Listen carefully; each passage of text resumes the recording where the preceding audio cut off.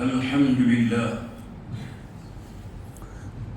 لله القائل سبحان الذي أسرى بعبده ليلا من المسجد الحرام إلى المسجد الأقصى الذي باركنا حوله لنريه من آياتنا إنه هو السميع البصير. أشهد أن لا إله إلا الله وحده لا شريك له وأشهد أن محمدا عبده ورسوله. اللهم صل وسلم وبارك على سيدنا محمد وعلى آله وصحبه أجمعين. أما بعد، فيا أيها المسلمون اتقوا الله، أوصيكم وإياي بتقوى الله، فقد فاز المتقون. قال الله تعالى: يا أيها الذين آمنوا اتقوا الله حق تقاته ولا تموتن إلا وأنتم مسلمون. Tuan-tuan kaum muslimin sidang Jumaat yang dirahmati Allah Subhanahu wa taala. Saya berseru agar kita bersama-sama meningkatkan ketakwaan kita kepada Allah Subhanahu wa taala dengan melaksanakan segala titah perintah dan meninggalkan segala larangannya. Mudah-mudahan kita diberikan kebahagiaan dan kejayaan di dunia dan di akhirat. Pada hari yang mulia ini, mimbar akan membicarakan khutbah yang bertajuk Perjalanan Agung Membugar Iman. Hadirin yang dirahmati Allah Subhanahu wa taala. Tahun ke-10 kenabian meninggal. Kesedihan menyelimuti Rasulullah sallallahu alaihi wasallam dengan penghinaan di Taif, tentangan Quraisy, pemurnian bapa saudaranya Abu Talib, dan kematian istrinya yang tercinta Sayyidatina Khadijah radhiyallahu anha. Pada saat itulah Allah Subhanahu wa taala mentakdirkan perjalanan agung Isra dan Mi'raj untuk baginda sallallahu alaihi wasallam sebagai tasliyah rabbaniyah atau hiburan rabbani dan pengubat kedukaan. Peristiwa Isra ditegaskan Allah Subhanahu wa taala di dalam surah Al-Isra ayat pertama yang bermaksud Maha suci Allah yang telah menjalankan hambanya, yakni Muhammad, pada suatu malam dari Masjidil Haram di Makkah ke Masjidil Aqsa di Palestin, yang telah kami berkati sekelilingnya agar kami perlihatkan padanya sebahagian daripada tanda-tanda, yakni kekuasaan dan kebesaran kami. Sesungguhnya dialah yang maha mendengar lagi maha melihat.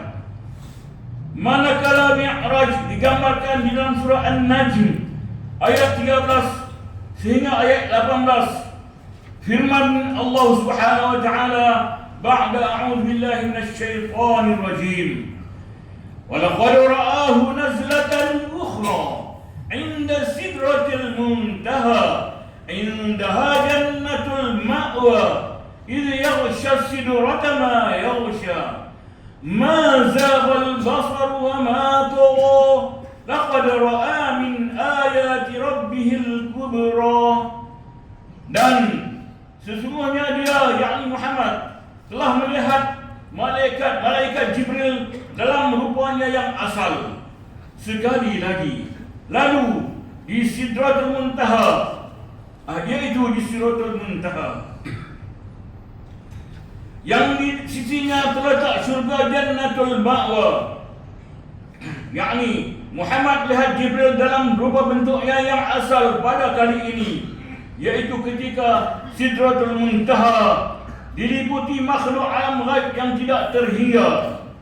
Penglihatan Muhammad tidak beralih daripada menyaksikan dengan tepat, yakni pemandangan indah di situ yang diizinkan untuk dilihat, dan tidak pula melampaui batas. Sesungguhnya dia telah melihat sebahagian tanda-tanda, yakni bukti luasnya pemerintahan dan kekuasaan Tuhannya. Sidang jemaah yang dirahmati Allah Subhanahu wa taala. Hari ini kita berhadapan dengan kerusakan moral dan yang semakin membimbangkan. Keruntuhan sistem kekeluargaan, tekanan hidup yang menghimpit, serta kemerosotan penghayatan terhadap nilai-nilai beragama. Persoalannya, mengapa dan bagaimana sebagian umat sanggup melepaskan tanggungjawab beragama dan memandang ringan perintah Allah Subhanahu wa taala? Jawapannya telah lama diperingatkan melalui peristiwa Isra dan Mi'raj. Dalam perjalanan tersebut, Rasulullah SAW diperlihatkan dengan berbagai gambaran azab sebagai amalan terhadap kepenyataan dalam menunaikan hak kepada Allah Subhanahu wa taala dan sesama manusia.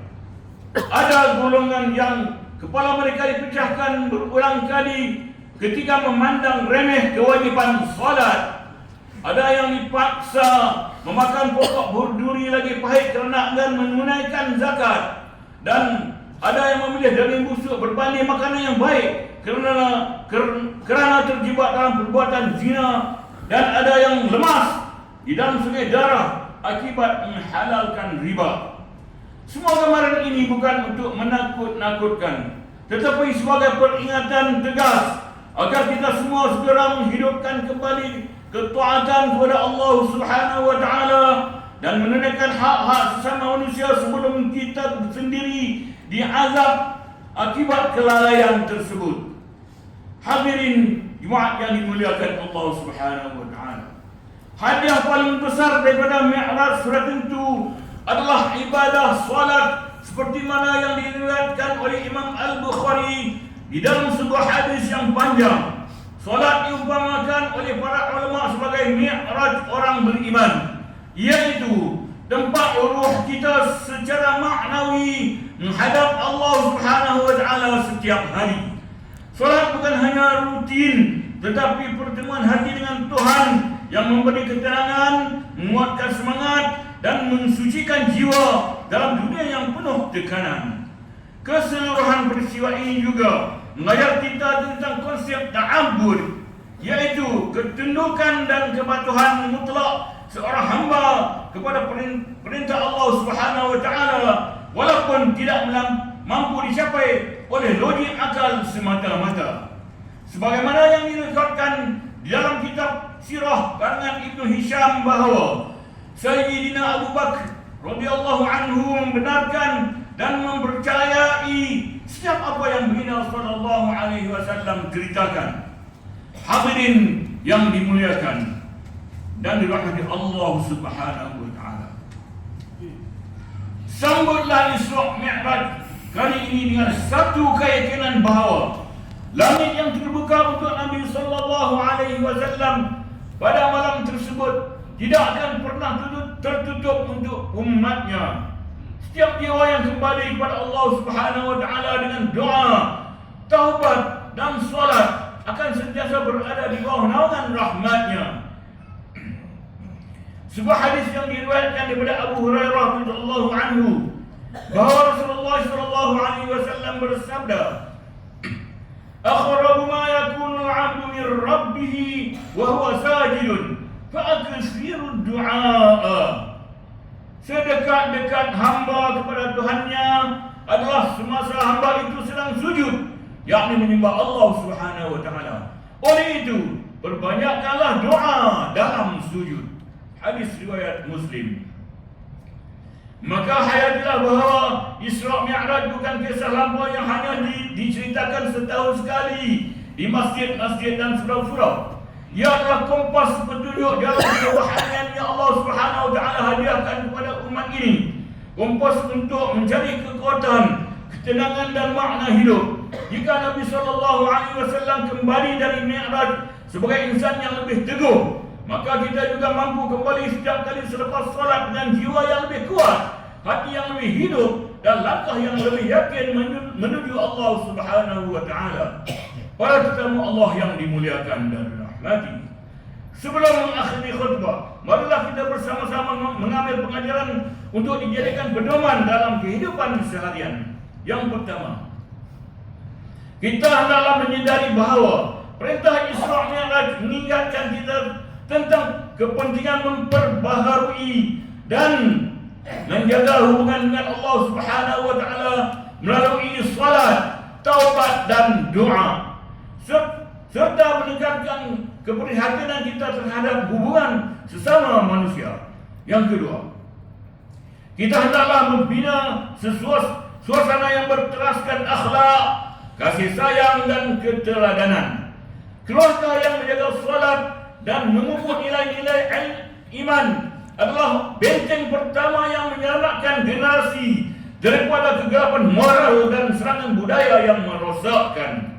Dan peristiwa Isra Mi'raj menuntut kita membangunkan masyarakat yang berpegang teguh kepada amanah, integriti dan kepemimpinan yang bertanggung jawab. Pemimpin yang yakin pada Allah Subhanahu wa taala, berlaku adil dan menunaikan amanah adalah cerminan teladan para nabi yang ditemui Rasulullah SAW sepanjang perjalanan Mi'raj. A'udzu billahi minasy syaithanir rajim. Wa idh qulna laka inna rabbaka ahata bin-nas wa ma ja'alna ar-ru'ya allati araynaka illa fitnatan lin-nas wash-shajaratal mal'unata fil Qur'an wa nukhawifuhum fama yaziduhum illa tughyanan kabira. Dan ingatlah ketika kami wahyukan kepadamu wahai Muhammad, sesungguhnya Tuhan kamu meliputi seluruh manusia dengan ilmunya dan kekuatannya dan kekuasaannya. Dan kami tidak menjadikan pada malam Mi'raj mimpi yang telah kami perhatikan kepadamu melainkan sebagai ujian bagi manusia. Dan demikian juga kami menjadikan pohon kayu yang terkutuk, yakni pohon zakum dalam Al-Quran, dan kami menakut-nakutkan mereka dengan berbagai-bagai amaran. Tetapi yang demikian itu hanyalah menambah besarkan kederhakaan mereka. Surah Al-Isra ayat 60. Barakallahu li wa lakum fil Qur'anil azim wa nafa'ani wa iyyakum bima fihi minal ayati wal dzikril hakim. وتقبل مني ومنكم تلاوته إنه هو السميع العليم.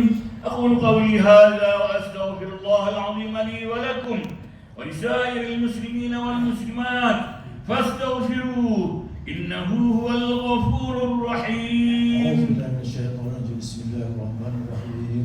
اللهم إنا نسألك بالحرمة هذا اليوم المبارك أن تكشف عنا كربتنا وأن تغفر لنا ذنوبنا وأن ترزقنا من حيث لا نحتسب برحمتك يا أرحم